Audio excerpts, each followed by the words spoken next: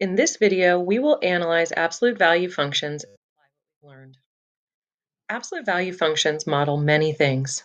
They model distance to or from a place, given the same starting and ending location. They model the trajectory of a pool ball and can be used to improve the accuracy of a shot. They're also used in engineering and manufacturing to calibrate machinery and find defective parts that are either too large or too small. And these are just a few examples.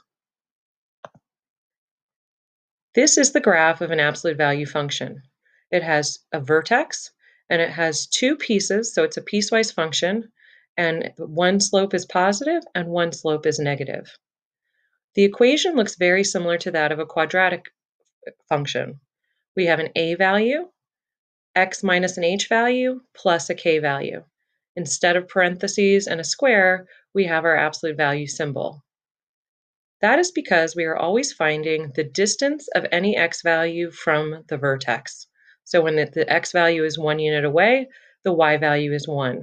And just like a quadratic, if we go 1 unit to the left, we have the same y value.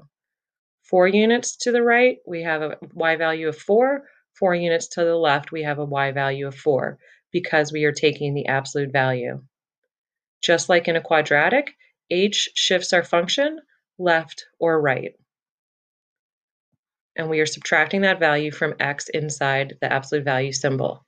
K shifts our function up or down, and we're adding that value to our equation. Finally, A is our vertical dilation, and it changes the slope of our lines. So when A is 4, we have a slope of positive 4 over 1 on the right, and our A value is always the same as the slope for the line on the right. The slope for the line on the left is negative 4. If A is negative, we're reflecting our function downward. And you can see we're still looking at the slope of the line on the left. The slope is down 1 to the right 1, so we have a slope of negative 1.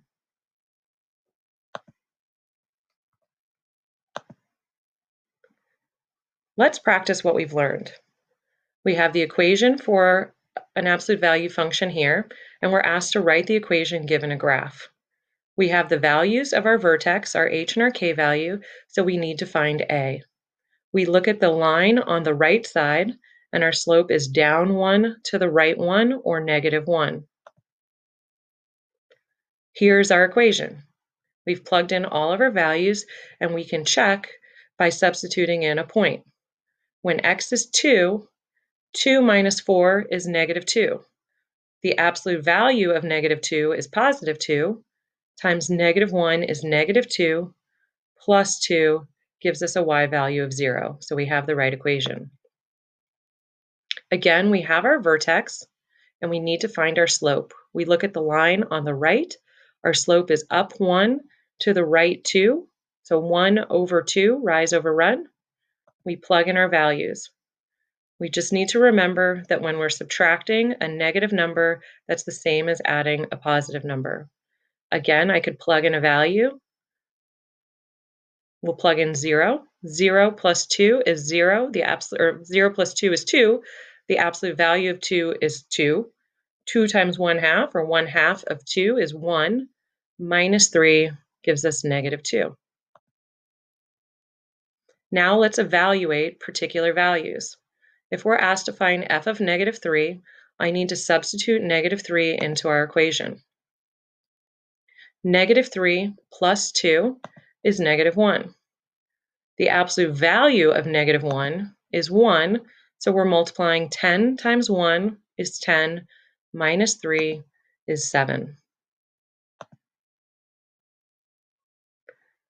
Again, we're going to substitute 8 into our equation for x. 8 minus 4 is 4. The absolute value of 4 is 4.